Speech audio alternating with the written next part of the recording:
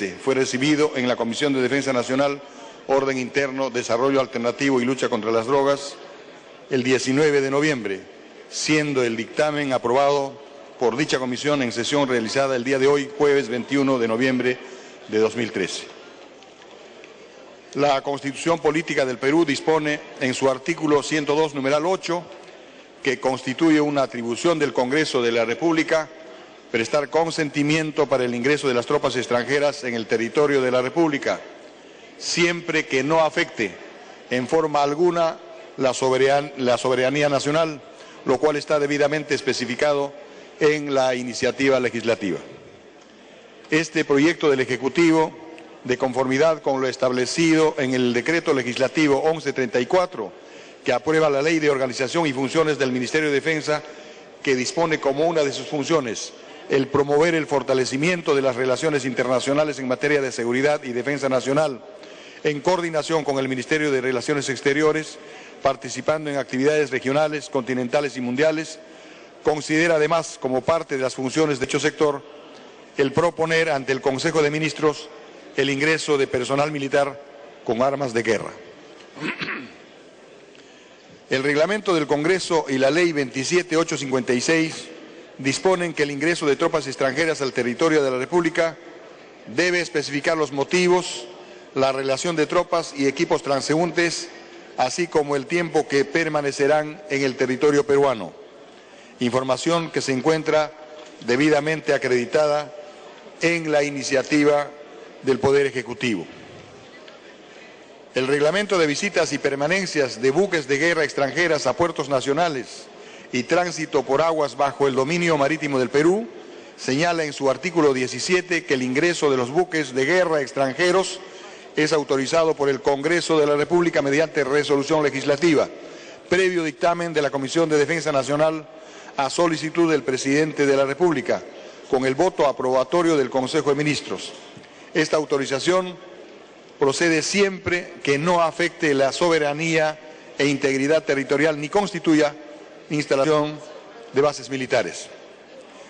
La propuesta formulada por el Poder Ejecutivo considera la realización de una visita oficial de instrucción al puerto del Callao del buque Escuela Brasil de la República Federativa del Brasil por el plazo de 3 días contados desde el 23 de noviembre de 2013 en la actividad denominada 17º viaje de instrucción de guardamarinas del buque Escuela Brasil en visita oficial al puerto del Callao. Como parte de la tripulación del buque brasileño se encuentran 2 cadetes de las nacionalidades argentina y uruguaya. Por lo expuesto, podemos determinar que el ingreso de la unidad naval y del personal militar extranjero al territorio de la República, de acuerdo con el programa de actividades operacionales de las Fuerzas Armadas del Perú con Fuerzas Armadas extranjeras, correspondiente a noviembre de 2013, señor presidente, cumple con los requisitos establecidos en la Ley 27856, Ley de Requisitos para la autorización y consentimiento para el ingreso de tropas extranjeras en el territorio de la República. El Decreto Supremo 013-20098-DE y en el Reglamento del Congreso de la República, artículo 76, numeral 1, literal H. Señor presidente, por lo expuesto, solicito a usted someter a debate y votación la presente iniciativa de conformidad con el reglamento del Congreso de la República. Muchas gracias. Concluida la sustentación, se da inicio al debate. Tiene la palabra la congresista Marta Chávez.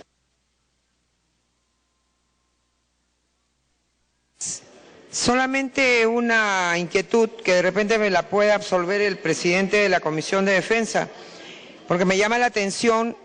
En principio, bueno, entiendo que se demora en solicitar esta autorización que recién ha llegado, como bien ha dicho el presidente de la Comisión, el día 13 de noviembre, cuando se supone que esto debe formar parte de todo un planeamiento. Pero es cierto que estamos exigiendo que se incorporen los nombres de las personas y eso podría ser un escollo para una mayor... seguir un plazo con mucha mayor anticipación. Pero sí me llama la atención que del total, señor presidente, de casi 500 tripulantes de distintos grados que van a venir. No hay ni una sola mujer. Me llama la atención que en la Fuerza Armada de Brasil, la República Federativa del Brasil, no estén todavía teniendo una presidenta mujer y con todo esto de el acceso de la mujer a estamentos ocupados por los hombres, no haya una sola mujer. Quizás me puede explicar eso el presidente de la Comisión Informante. Presidente, gracias.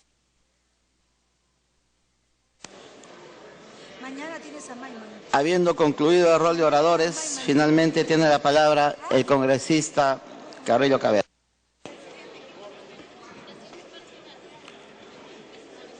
Sí, señor presidente, lo que tenemos es el listado que nos ha hecho llegar la República Federativa de Brasil, pero sí hay varias, por su intermedio, señor presidente, hay varias.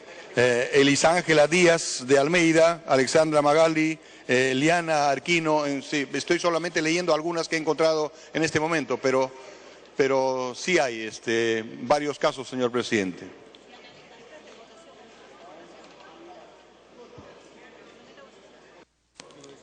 Finalizado el debate, los congresistas se servirán marcar su asistencia para proceder a votar.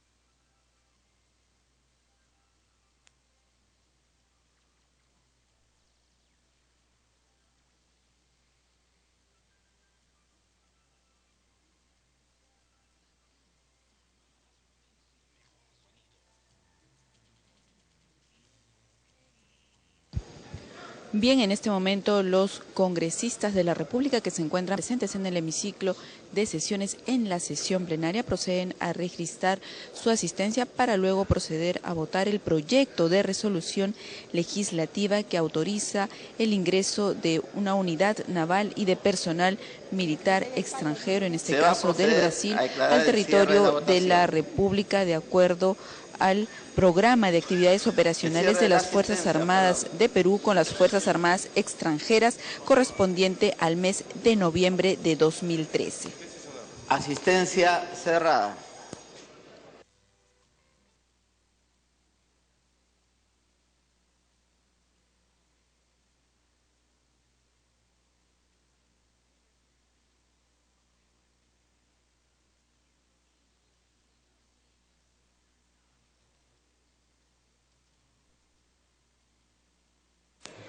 Ha registrado su asistencia 97 señores congresistas. Al voto.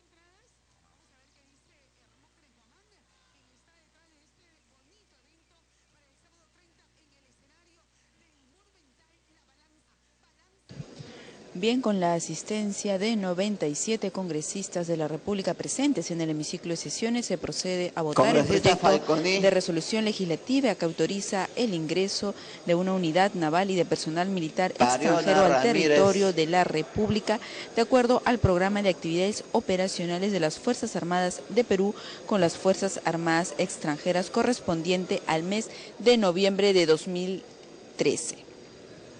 Se va a proceder a declarar el cierre de la votación. Votación cerrada.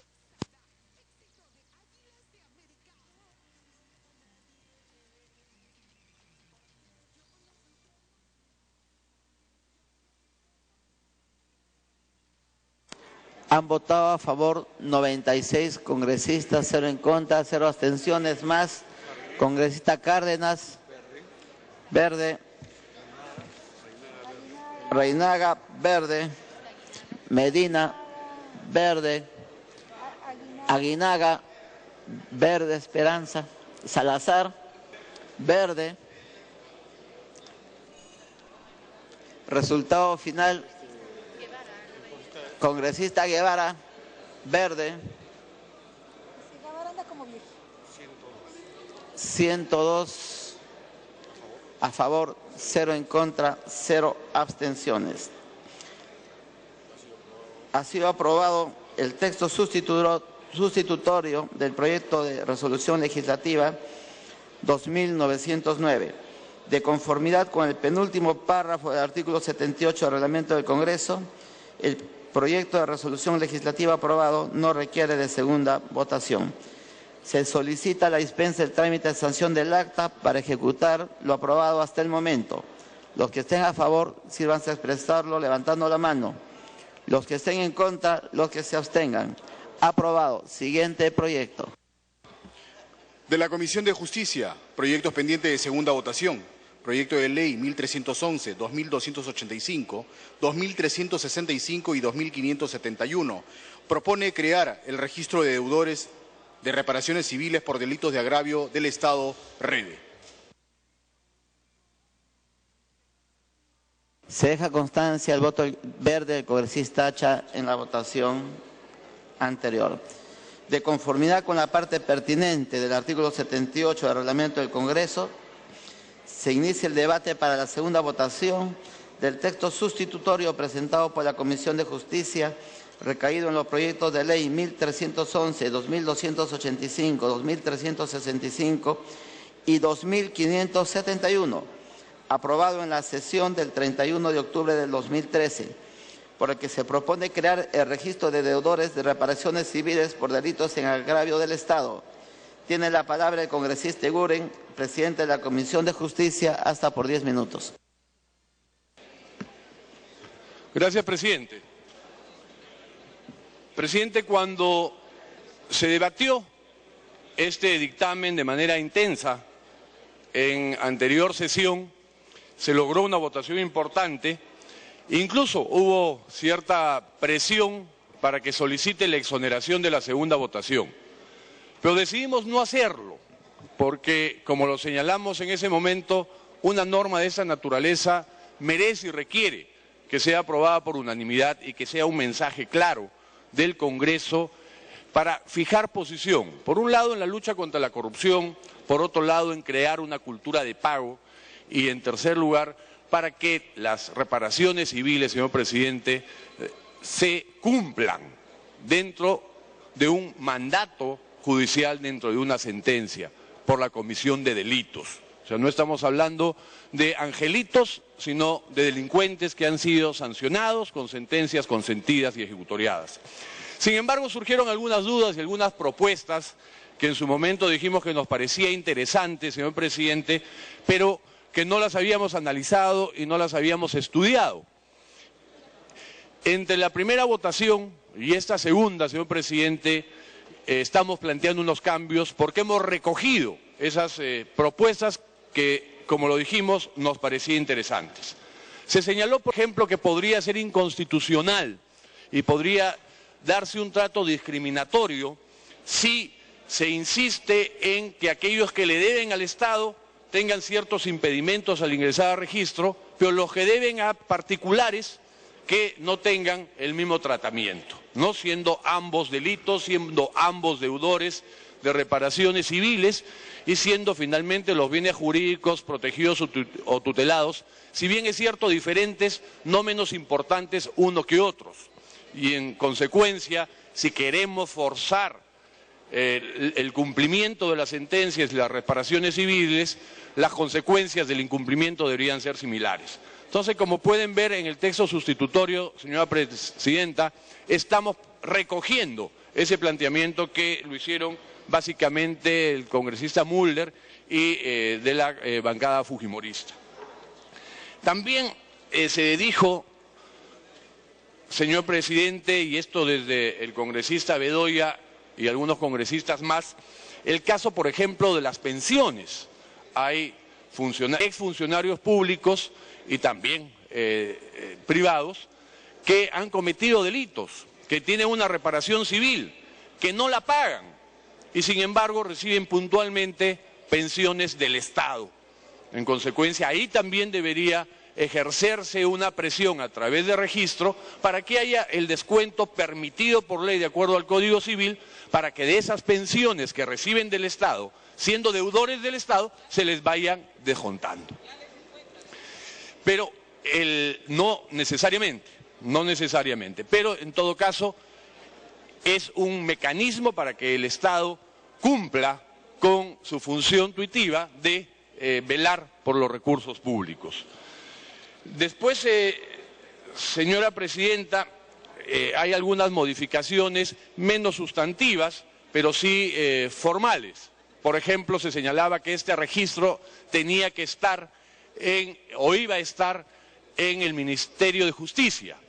Al aperturarse a otro tipo de delitos, lo más recomendable es que esté en el seno del Poder Judicial.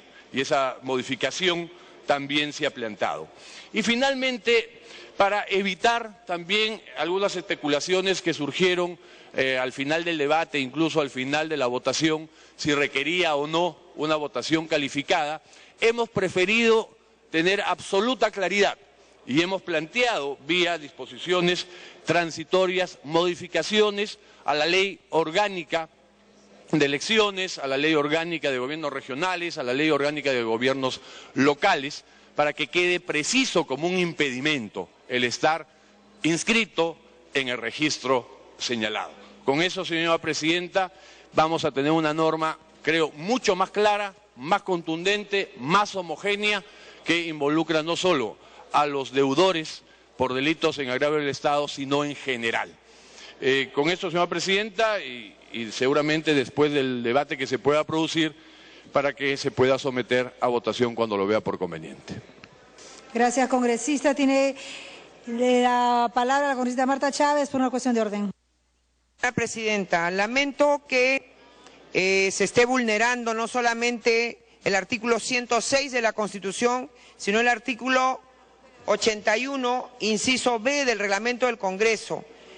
Y al presentarnos en la agenda, señora presidenta, como uno de los proyectos pendientes de segunda votación, este tema del llamado ahora Rederesi, que es la que se conoce y se presentó y se anunció entre bombos y platillos como la ley de la muerte civil, señora presidenta, esta norma modifica normas con rango de ley orgánica, concretamente la ley orgánica del Poder Judicial, porque establece una serie de obligaciones y funciones para los órganos de gobierno del Poder Judicial, los jueces, etcétera. Señora presidenta, la vez pasada, en el Pleno del Congreso, de fecha 31 de octubre del 2013, se puso a votación en lo que debería ser la primera votación esta norma y solo obtuvo 50 votos a favor. Por lo tanto, se nos ha dicho por ahí, y seguro que el señor oficial mayor le está soplando a usted a la oreja, señora presidenta, que por costumbre parlamentaria, si el presidente no anuncia que es una ley orgánica, pues la ley orgánica no lo es. Señora presidenta, la Constitución señala en el artículo 106 de la Constitución, 106, lo siguiente, que no puede ser desconocido por nadie, menos por este Congreso. Dice la norma: mediante leyes orgánicas se regulan la estructura y el funcionamiento de las entidades del Estado previstas en la Constitución, así como también las otras materias cuya regulación por ley orgánica esté establecida en la Constitución. Los proyectos de ley orgánica se tramitan como cualquier otra ley. Para su aprobación o modificación se requiere el voto de la mitad más uno del número legal de miembros del Congreso. El número legal de miembros del Congreso son 130. La mitad más uno son 65 más 1, señora presidenta, igual 66. Por lo tanto, una ley que requiere, que modifica a una institución mencionada en la Constitución, que además la Constitución misma dice que el Poder Judicial se rige por su ley orgánica, lo cual es una redundancia de lo que señala el artículo 106, esta primera o pretendida primera votación, al no haber alcanzado los 66 votos, señora presidenta, determinó que ese proyecto se vaya al archivo. Por lo tanto, señora presidenta, es una irregularidad, una inconstitucionalidad que se nos traiga acá como una pretendida segunda votación un proyecto que ya no existe, que está archivado porque no alcanzó la votación necesaria. Por lo tanto, esto de segunda votación o este nuevo texto sustitutorio que a sola firma del presidente de la... Tiempo adicional, congresista. Se nos trae ahora, es una festinación, un incumplimiento del reglamento del Congreso, señora presidenta, y una violación clarísima de la ley magna o la Constitución política. Por lo tanto, señora presidenta, planteo como cuestión de orden que se elimine este punto de la agenda y nos abstengamos de continuar el debate de algo que no existe, señora presidenta. Gracias. Gracias, congresista Chávez. Tiene la palabra el congresista Juan Carlos Seguren, presidente de la Comisión de Justicia. Gracias, señora presidenta. Para hacer algunas precisiones, porque creo que todos los parlamentarios estamos interesados en el tema de fondo, en el tema de fortalecer al Estado, luchar contra la corrupción, e impedir que sinvergüenzas no cumplan con el pago de sus reparaciones civiles. Ese es el tema de fondo. Pero, planteado el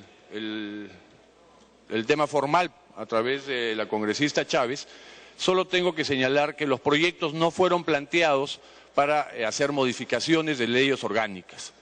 Cuando se apruebe el predictamen, tampoco se planteó una reforma de ley orgánica. Cuando en la Comisión de Justicia lo aprobamos, ese dictamen que viene al Pleno tampoco vino para modificar leyes orgánicas. Y ya en el debate, el presidente de la Comisión no planteó reformas de ley orgánica y la mesa directiva, el presidente del Congreso, el oficial mayor, tampoco señaló que requería una votación de ley orgánica. Más aún, con todo gusto, si me permite. Interrupción, congresista Marta Chávez. Muchas gracias, doctor congresista Eguren. Lo cierto es que no se necesita en comisiones, señora presidenta, mencionar que es una ley orgánica o no. En la comisión, en cualquier comisión y sobre todo en la Comisión de Constitución, normalmente estamos tratando temas que son modificación de la Constitución. Ahí en la comisión, señora presidenta, se puede votar hasta por 12 votos una aprobación de una reforma constitucional. Pero el Pleno es el que tiene que cumplir los niveles de votación que se requieren para una ley de reforma constitucional o para una ley orgánica, señora presidenta. Se mencione o no se mencione en las comisiones, lo cierto es que la Constitución obliga a determinada votación aquí en el Pleno. Y en el Pleno esa ley no obtuvo la votación necesaria. Es más, acabo de conocer, señora presidenta, que el día 6 de noviembre el señor congresista y vicepresidente del Congreso, el señor José León Luna Gálvez, planteó a la presidencia del Congreso los mismos fundamentos que estoy señalando yo. Tiempo adicional, congresista. En este oficio 030-2013-2014/TVP-CR se le pidió a la presidencia del Congreso, conforme al artículo 81, inciso B y 106 de la Constitución, que se disponga el archivo de la mencionada iniciativa. Señora presidenta, no se ha dado cuenta de este documento, por lo tanto, reitero, no se trata de que se anuncie. Los anuncios no cambian las cosas, señora. Los anuncios, cada cual puede hacer el que quiere. Lo que vale es la Constitución y el reglamento del Congreso. Gracias, congresista Eguren. Congresista Eguren. Señora presidenta, una segunda interrupción, si usted lo permite. Congresista Cabrera. Gracias, señora presidenta. Gracias, congresista Eguren. Si se trata en realidad de querer una cobranza, porque esa es la motivación de reparaciones que al Estado se le debe, y se trata de hacer un catastro de la gente que le debe al Estado por reparaciones, no hay necesidad de dar esta ley para poder hacer esas cobranzas a través de mecánicas procesales y tampoco hay necesidad de hacer esta ley para hacer un catastro. No entiendo por qué dar esta ley que en medio de todo tiene un fondo persecutorio si es que uno lo comienza a juzgar de una manera un poco extrema.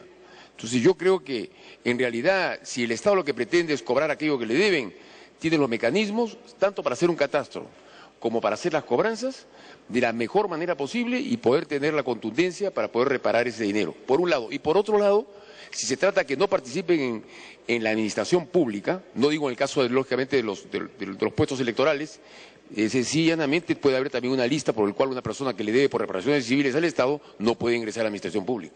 Gracias. Congresista Eguren. Gracias, presidenta. En relación a la última intervención, ese debate ya se dio y el tema, no pretendemos que todos y cada uno de los señores parlamentarios tengan la misma idea, los mismos criterios, pero lo que se quiere es ser muy firme en la lucha contra la corrupción.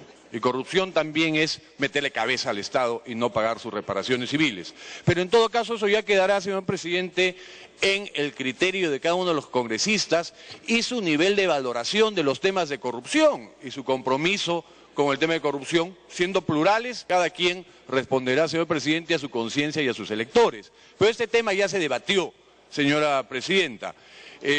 Finalmente, esa discusión planteada de la parte formal está en la práctica solucionado, porque al haber modificaciones al texto, lo que vamos a votar, señora presidenta, es la primera votación, ya no estaríamos haciendo una segunda votación, sino por las modificaciones, lo que se va a plantear es la primera votación. Eso es todo, señora presidenta, y le rogaría que lo ponga al voto. Tiene la palabra el congresista Mulder, quien ya había solicitado, así como otros congresistas.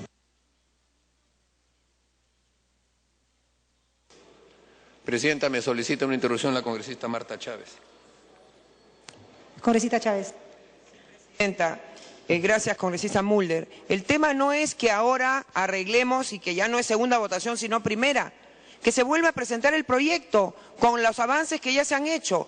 Y el tema no es luchar contra la corrupción, acá que no nos vengan a plantear la dicotomía de que los que estamos en contra de que se festine un procedimiento y la propia Constitución, no es que estemos a favor de la impunidad ni menos favoreciendo a la corrupción. Ese no es el tema, esa discusión la dejaremos para el fondo. Hoy estamos debatiendo si los procedimientos que estamos utilizando son los correctos. Y reitero, no son los correctos. Esta ley ya no obtuvo en primera votación el número de votos necesarios, ya se fue al archivo. Que vuelvan a plantear la iniciativa, corregida o como sea, y se vuelve a plantear. Pero no se puede, señora Presidenta, saltar los procedimientos establecidos en la Constitución, ni tampoco en el reglamento del Congreso. Gracias, congresista Mulder. Congresista Mulder. Presidenta, me solicita una intervención el presidente de la comisión, si usted lo tiene. Congresista Guren. Gracias, congresista Mulder, gracias, señora presidenta. No voy a citar la infinidad de casos que tenemos bajo la misma mecánica al plantearse con las modificaciones una primera votación y donde ahora sí, en este predictamen, en este dictamen que estamos sometiendo al Pleno, estamos sí expresamente solicitando modificaciones de una ley orgánica. Y puedo citar, por ejemplo, la ley que crea el registro de deudores alimentarios, igual, tuvo el mismo procedimiento, la ley 28970, y en fin. Pero más allá de eso, señora presidenta, insisto, creo que es importante que el Congreso, el país, el Estado, demos pasos firmes en la lucha contra la corrupción y que todos tengamos el compromiso y no pretendamos bloquear normas que van a contribuir en ese sentido buscando algún criterio de exquisitez formal para trabar esas importantes leyes. Gracias. Gracias, congresista. Continúa, congresista Mulder. Presidenta, gracias. Yo creo que lo primero que hay que determinar es cuál es el espíritu del hecho de que exista una doble votación, que muchas veces nosotros bypaseamos, lo soslayamos. Es justamente propiciar una reflexión entre una primera votación aprobatoria y un espacio en el que puedan haber aportes adicionales que merezcan que el proyecto sea mejorado en una segunda votación. Si el proyecto hubiese sido rechazado en primera votación, acepto que ya este tema no tendría que haberse discutido. El proyecto ha sido aprobado. Lo que ha ocurrido es que no alcanzó los votos para modificación de una ley orgánica.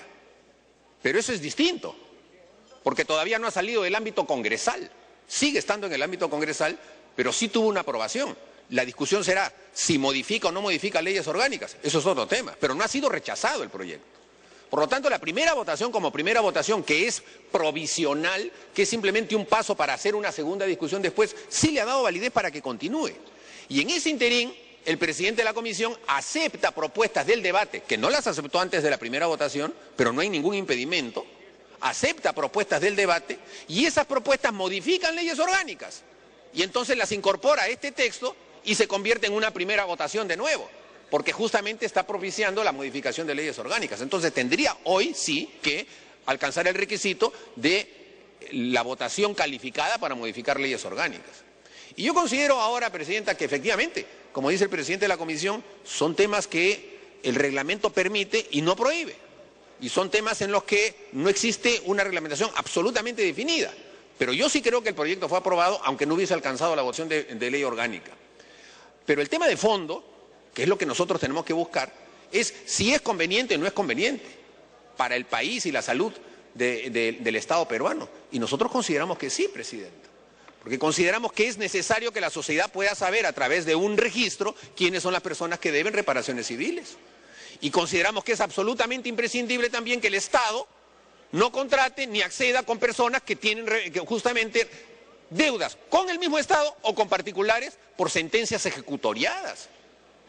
Y es evidente, Presidenta, de que se le ha querido poner muerte civil. Yo no sé de dónde han sacado ese nombre, porque no hay una muerte civil por eso. La persona puede seguir trabajando en la sociedad. Es el Estado el que se preserva de poder contratar con esa persona o de poder contratar a esa persona. Pero es evidente que además porque la sociedad tiene derecho a conocer en un registro quiénes son las personas que, habiendo sido condenadas y habiendo cumplido su pena de cárcel o su pena suspendida, todavía le deben a las víctimas, sea el Estado, sean particulares, una reparación civil. Y es evidente, Presidenta, de que eso es simplemente la existencia de un registro. No hay ningún menoscabo a un derecho constitucional, no hay ninguna protección al secreto en lo que se refiere a una sentencia. Todas las personas, Presidenta, que quieren postular a un puesto público tienen que presentar su certificado de antecedentes penales, les piden hasta antecedentes policiales. Continúe, congresista. ¿Por qué no se podría también solicitar, habiendo cumplido, incluso hasta borrado sus antecedentes penales, si la persona debe reparación civil?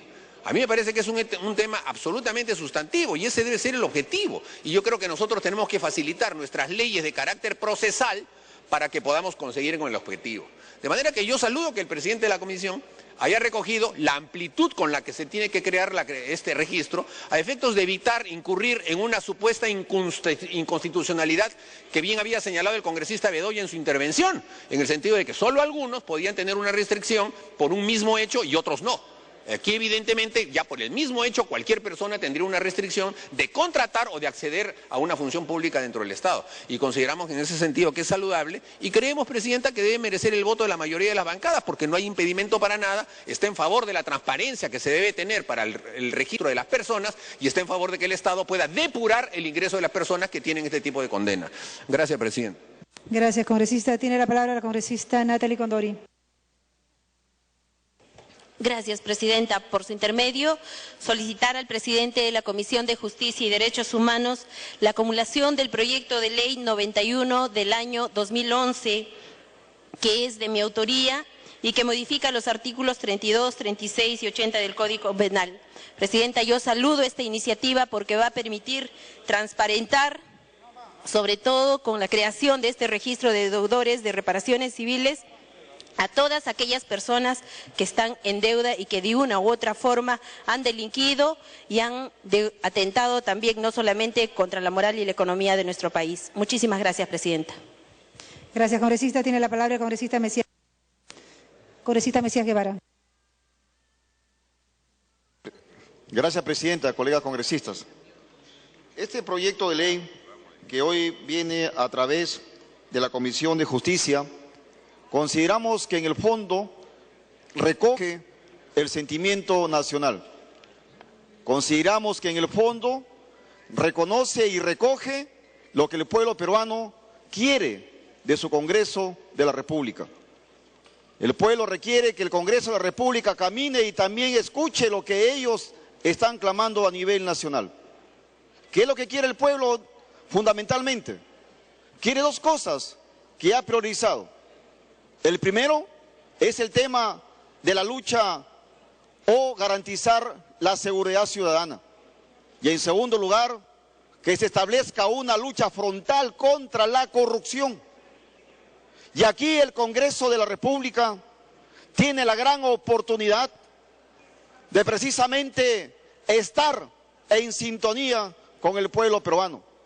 Y es por eso, como he escuchado a otros colegas congresistas que me han antecedido en el uso de la palabra, es importante que apoyemos sin dudas este proyecto de ley. Ya el presidente de la Comisión de Justicia ha hecho las explicaciones de forma y de fondo. Entre la primera votación y la segunda votación, él ha recogido democráticamente el sentimiento de la representación nacional. Los aportes que aquí se han dado después de un arduo y duro debate, y por lo tanto, esta iniciativa legislativa, más que ver la cuestión de forma, yo considero, señora presidenta y colegas congresistas, que tenemos la gran oportunidad de sintonizar con el pueblo peruano. El pueblo peruano está fiscalizando, está vigilando a nivel nacional a todas las autoridades del gobierno nacional y los gobiernos subnacionales, donde estamos viendo que hay muchos que aún debiendo al Estado y no cumplir con sus obligaciones, pretenden ser candidatos al gobierno municipal o al gobierno regional, incluso a la presidencia de la República algunos, y al Congreso de la República, por supuesto. Es entonces que el pueblo peruano merece respeto y también en honor a la transparencia conocer a aquellas personas que están incluidas, que están inmersas dentro de este proceso de deudores que han agravio del Estado, hoy simplemente no quieren cumplir. Por eso es importante que esta iniciativa legislativa, como reitero, debemos de aprobar y debemos de apoyar, señora presidenta, porque si algo los peruanos, si algo los congresistas de la República, cumpliendo fielmente el mandato de la Constitución, tal como le establece fundamentalmente la parte de fiscalización, esta es la gran oportunidad.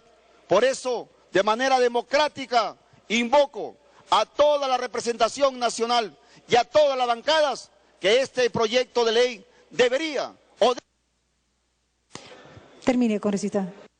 Debe ser aprobado, señora presidenta, por unanimidad. Si este proyecto es aprobado por unanimidad, estaremos dando muestras claras al pueblo peruano que estamos sintonizando con sus necesidades, que estamos sintonizando lo que ellos piensan y sienten. Y ese sentimiento es establecer una lucha frontal contra la corrupción, transparentando la gestión pública. Señora presidenta, una vez más reitero mi invocación a los 130 congresistas que apoyemos este proyecto de ley para de esa manera garantizar la transparencia y la gestión pública a la ciudadanía general que hoy tanto esperando. Gracias, señora presidenta. Gracias, congresista. Tiene la palabra el congresista Manuel Merino.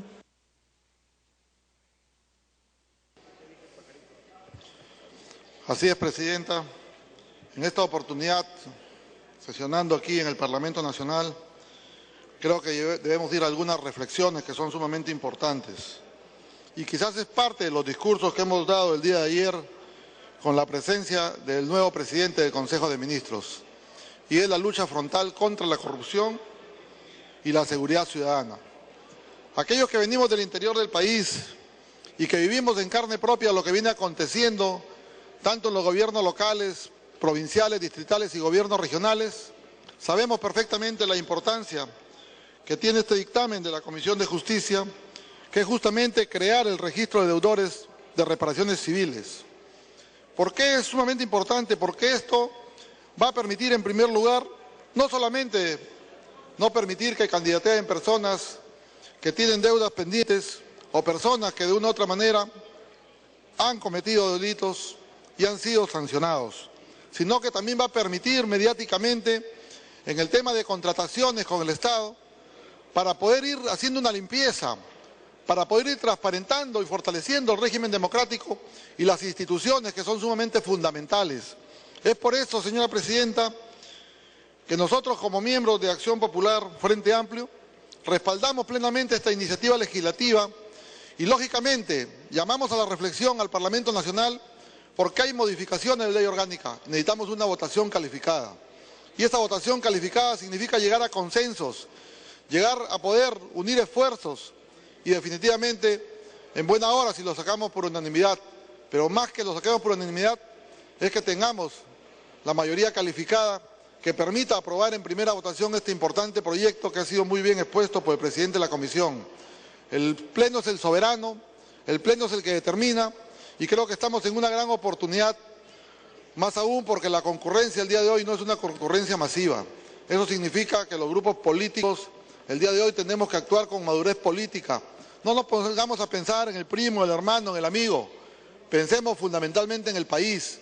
El país necesita iniciar un proceso de fortalecimiento institucional y este sería un buen paso que dé el Parlamento Nacional con la aprobación de este registro, que definitivamente empezamos a hacer una limpieza o a poner filtros para poder ir calificando las mejores personalidades o los mejores agentes que puedan estar contratando con el Estado o que puedan estar yendo a una elección popular, por elección popular, fundamentalmente los principales estratos del Estado, en los 3 niveles de gobierno, ya sea para la Presidencia de la República, ya sea para el gobierno regional o ya sea para las municipalidades provinciales y distritales. En ese sentido, nuevamente nosotros reafirmamos nuestro compromiso con la democracia y vamos a apoyar este proyecto para que el día de hoy podamos aprobarlo en primera votación. Muchas gracias, señora presidenta. Gracias, congresista. Tiene la palabra el congresista Martín Belaunde. Muchas gracias, señora presidenta. Este proyecto de ley, sin duda alguna, ha sido formulado con la mejor intención del mundo y con la idea de combatir a la corrupción. Y tiene aspectos, sin lugar a dudas, oportunos y sanos. Sin embargo, yo tengo una duda, una seria duda, acerca de la constitucionalidad del artículo 5 en cuanto establece un nuevo impedimento para poder llevar a cabo una actividad política, o sea, ser candidato. Y eso lo veo en relación con el inciso 17 del artículo 2, que establece que los ciudadanos, cualquier ciudadano, cualquier persona tiene derecho a participar en forma individual o asociada en la vida política, económica, social y cultural de la nación. Los ciudadanos tienen conforme a ley los derechos de elección, de remoción de autoridades, etc. Aquí se está creando una inhabilitación que ciertamente no ha sido contemplada ni siquiera tácitamente en este inciso de la ley, en este inciso de la Constitución. Pero, al margen de eso, yo me pongo en el siguiente caso. Pongamos que una persona sea condenada por un delito de corrupción X, cumpla su condena, se le inhabilite por X tiempo, pero no pague la reparación civil que le han dado.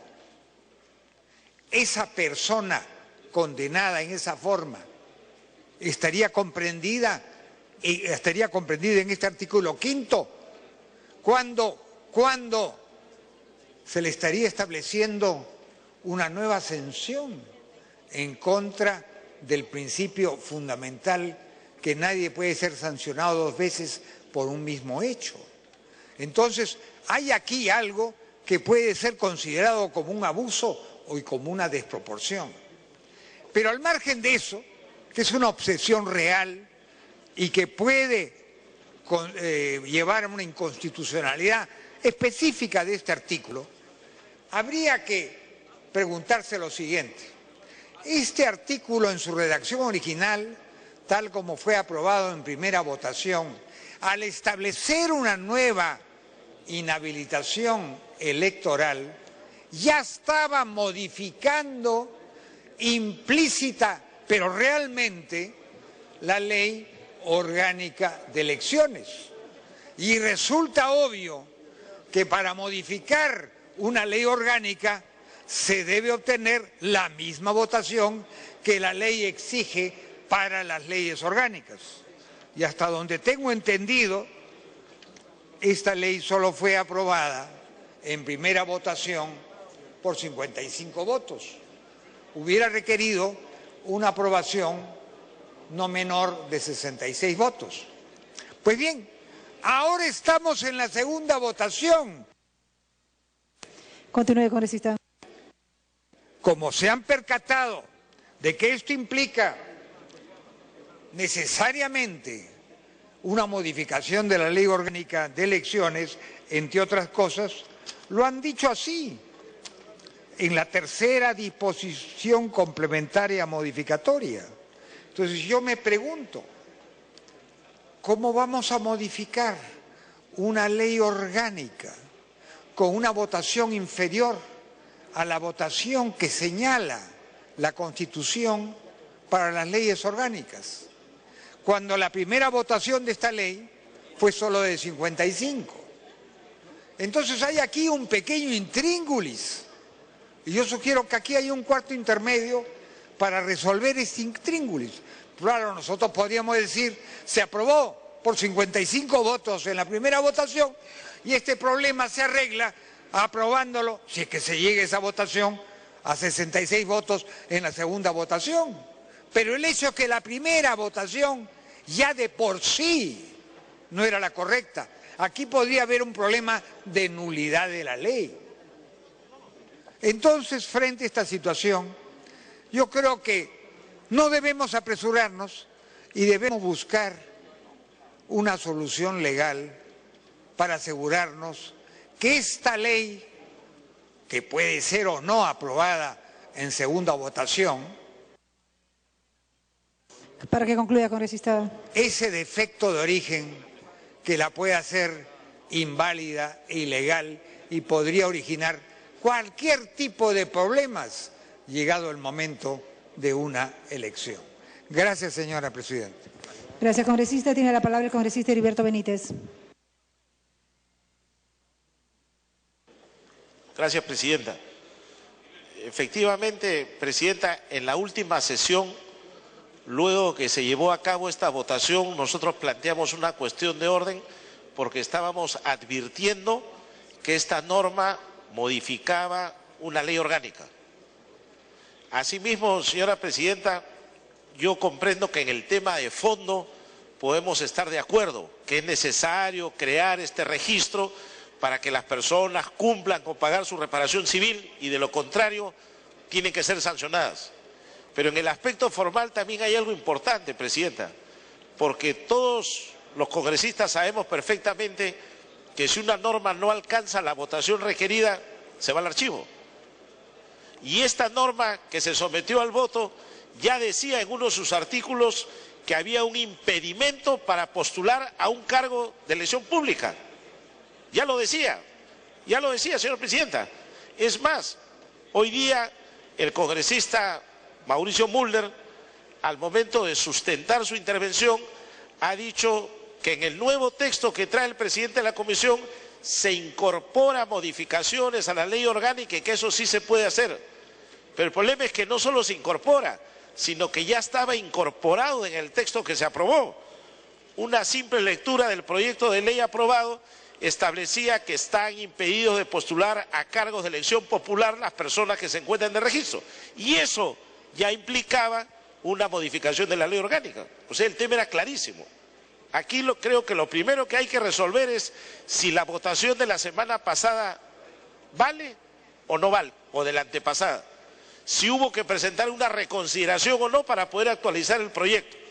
Creo que esa debería ser la primera parte. Y la segunda es entrar a discutir el tema de fondo, en el cual, como bien ha dicho Martín Belaunde, puede haber un rasgo de inconstitucionalidad, puede haber una preocupación respecto a que si la sentencia principal inhabilita a una persona por un tiempo determinado, si transcurre el plazo de la privación de libertad y el ciudadano le pide al juez que lo declare rehabilitado y el juez lo declara rehabilitado, pero como no pagó la reparación civil, lo van a inhabilitar con posterioridad. ¿Cómo quedaría esa figura jurídica, presidenta? Esa es la preocupación que tal vez el presidente de la Comisión de Justicia la puede aclarar. Porque si el juez lo declara rehabilitado, la persona recupera todos sus derechos, pero sin embargo va a aparecer anotado en un registro y no va a poder postular. Me pide una interrupción el congresista Espadaro, presidenta. Congresista Espadaro. Gracias, presidenta. Lo que han señalado los congresistas que me han antecedido el uso de la palabra y lo que ha señalado la congresista Marta Chávez es cierto.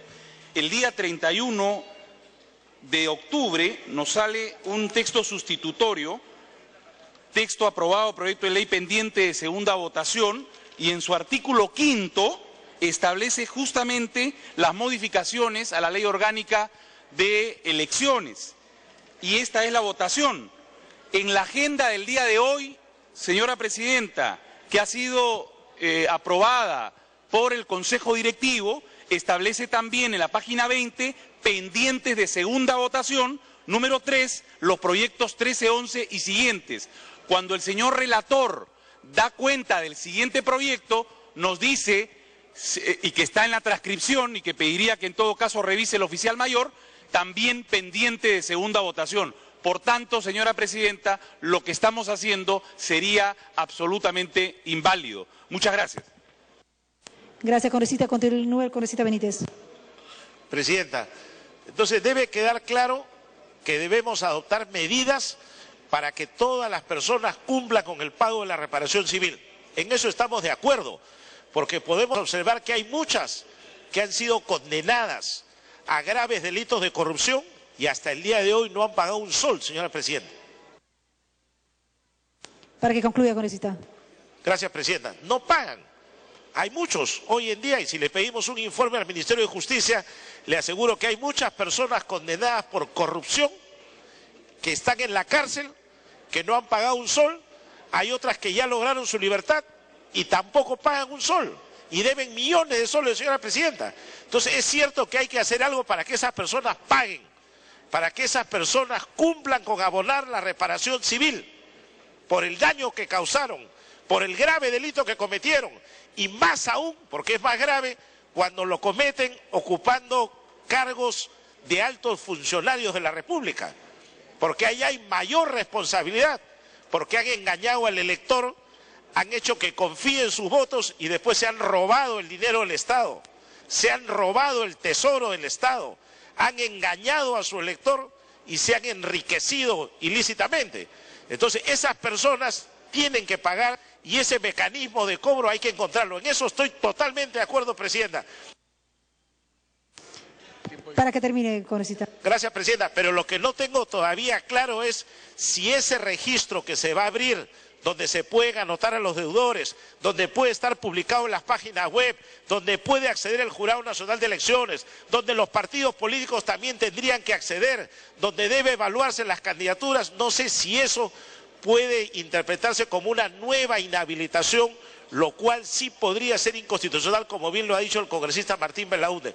Por eso, Presidenta, yo pediría que no nos olvidemos de la parte formal, que es importante, y también del aspecto de fondo para que exista este registro y para que todos cumplan con pagar su reparación. Muchas gracias. Gracias, congresista. Tiene la palabra el congresista Rosa Mavila. Presidenta, en el debate que hubo en la Comisión de Justicia y en el pleno precedente, los colegas representantes lo recordarán, el debate fue de naturaleza de fondo, señora Presidenta. Y los temas de fondo tienen que ver justamente, en primer lugar, con el artículo 5 del proyecto, señora, que plantea dos consecuencias específicas para los deudores del Estado. El primero, el impedimento para acceder al ejercicio de la función pública, es decir, la imposibilidad de volver a trabajar en la administración pública, es decir, ser funcionario o servidor público. Y el segundo, la imposibilidad de contratar de nuevo con el Estado, luego evidentemente de haber sido sentenciado por incurrir en violar un bien jurídico de protección del Estado. Por eso el universo, recordarle al congresista Mulder el debate que hubo en la Comisión de Justicia, el primer universo de inhabilitación y de consecuencias jurídicas de esta norma tenían que ver y se referían a los delitos vinculados con la administración pública, es decir, aquellos, por ejemplo, delitos de cuello blanco, en que contratistas alevemente incurren en delitos vinculados contra la administración pública. Recordemos las leyes, pues, el que soborna, por ejemplo, ¿no es cierto?, al funcionario público o el funcionario que deja de ejecutar su función o ejecutándola viola el interés de Estado. Ese tipo de delitos eran el universo primigenio debatido en esta ley. En segundo lugar, en el debate político hubo una visión de que no debía restringirse solo a esos delitos, sino a todos los delitos, con un raciocinio en que no resultaba coherentemente que solo en los delitos contra la administración pública hubieran estos efectos de inhabilitación.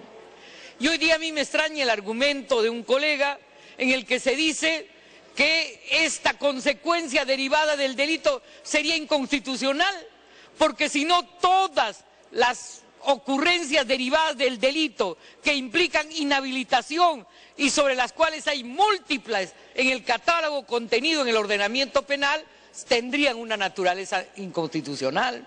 Y por eso ese argumento